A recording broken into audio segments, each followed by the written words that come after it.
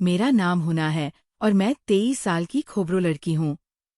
आपको जो वाकया सुनाने जा रही हूँ, वो मेरे साथ बचपन में पेश आया, जो एक सबक बनकर मेरे मासी का हिस्सा बन चुका है। इन दिनों में 12 साल की थी और सर्दियों की छुट्टियों में कराची से 7 का बाद चली गई थी। मेरे अब्बू मुझे छोड़कर वापस आ गए क्योंकि उन्हें दफ्तर जाना होता था और मेरी अम्मी ने घर के काम करने होते थे। मेरी खाला के 2 बेटे थे। बड़े की उम्र 15 साल और छोटा 10 साल के करीब होगा, और इनके घर में कोई भी लड़की नहीं थी। घर में 3 कमरे थे। एक में खाला और खालिस होते थे।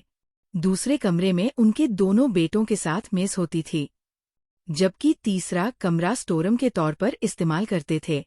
रात को मेरी खाला मुझे अपने छोटे बेटे के साथ सुलाती थी, जबकि दूसरी चारपी पर खाला का बड़ा बेटा सोता था। मैं अपने घर में 2 अकेली ही सोती थी, लेकिन यहाँ पर मजबूरी में बस्तर सहारे करना पड़ता था। मुझे ये सब करना अच्छा नहीं लगता था, लेकिन मजबूरी थी। मैं खामोशी खाला का कहना था कि खैर है, बच्चे ही तो है।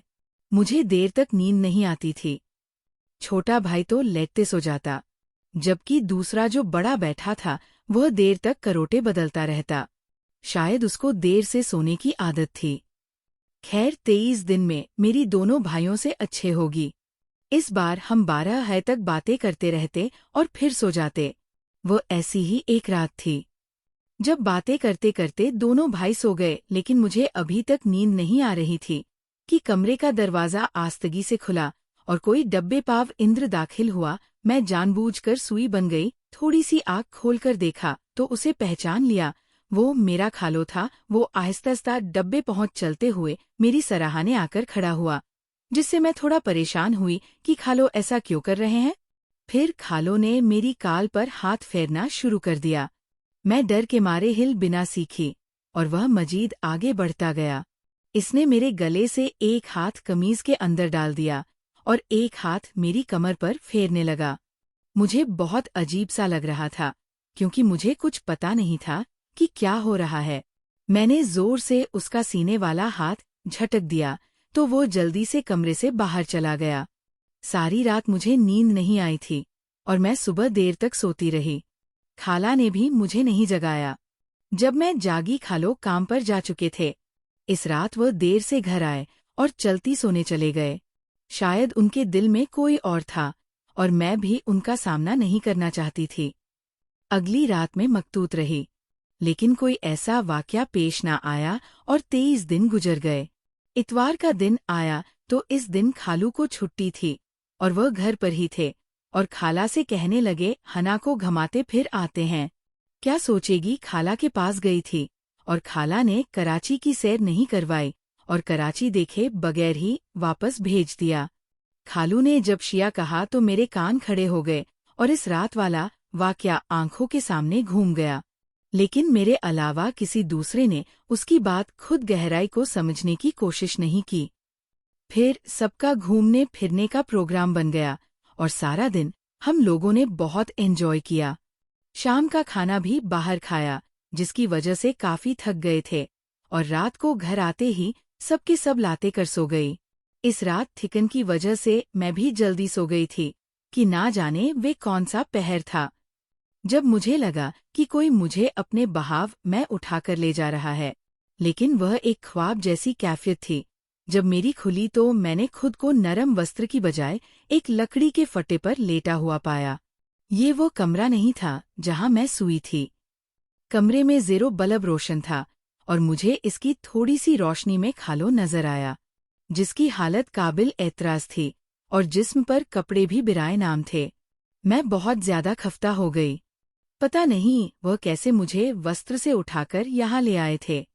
शक तुम मुझे इसकी नियत पर पहले ही था, लेकिन वो ऐसा करेगा मैंने सोचा नहीं था। जब मैं उठकर बैठी तो उसने अपने होठों पर हाथ रखकर खामोश रहने का इशारा किया और आहिस्ता आवाज में बोले, चुपचाप लड़ते रहो, तुम्हारी जान निकाल दूंगा और किसी को तुम्हारी मौत की वजह मालूम भी नहीं होगी। मैं बेइंतहा डर गई और फटी फटी नजरों से कमरे को देखने लगी। ये वही कमरा था जिसे वह स्टोर के तौर पर इस्तेमाल करते थे। कमरे का दरवाज़ा अंदर से बंद था। मैंने दीवार पर लगे एक कलाक को देखा। रात के जोरों खजार का वक्त था। मतलब मुझे बिछाने वाला यहाँ पर कोई नहीं आएगा। कम सुबह जो साथ नहाया से पहले तो कोई नहीं आएगा, तब तक 5 घंटों में शायद मुझे मौत आ जाए। मैंने हिम्मत करके उठने की कोशिश की तो खालू ने मुझे जोर से पकड़ लिया और कहा, अगर मेरी बात ना माने तो मैं तुम्हारे खाला से कहूंगा कि ये लड़की मुझे गलत काम करने के लिए इकसाती है। अब तो सचमुच मेरे होश उड़ गए और मेरे पास खालों की बात मानने के अलावा और कोई चारा नहीं था। लेकिन बात मानने का मतलब भी मुझे कुछ कुछ समझ आता था कि मेरा इंजाम बड़ा होगा। मैं जान छिड़ाने की तरकीब सोचने लगी, लेकिन खालो बहुत जल्दी में था। वो मुझे रीत या मौके देने को तैयार नहीं था। इतने काम मिगल और बच्ची तो मैं भी ना थी कि अचानक मेरी ज़हन में एक तरकीब आई। मैंने खालू से कहा, मेरा दिल घबरा रहा है, मुझे पानी पीने जाने दो, फिर आप जैसा कहोगे वैसा ही करूंगी। खालून जब ये सुना तो वो समझा मैं मान गई हूँ, तो खुशी से उसकी बाज खुल गई। मेरा प्रेम ये था कि मैं जब पानी पीने जाऊंगी तो अपने मैं भाग जाऊंगी। लेकिन कालू बहुत चालाक था। कहने लगा, आराम से यहाँ बैठो, मैं पानी लाकर देता हूँ। इसने मेरी वाहद उम्मीद पर भी पानी फेर दिया। लेकिन फिर मेरे दिमाग में ख्याल आया, जैसे ही खालो पानी लेने जाएगा मैं यहाँ से भाग जाऊंगी। लेकिन खा शायद हर काम में इससे ज्यादा तजुर्बा था। वह मेरे लिए पानी लेने गए तो बाहर से कंडी लगाकर निकला और मैं कमरे में ही रह गई। मेरी तमामतर उम्मीदें दम तोड़ चुकी थी। वह मछली को किसी सूरत भी नहीं जाने दे सकता था। मुझे अपनी इज्जत मुकम्मल खतरे में नजर आ रही थी।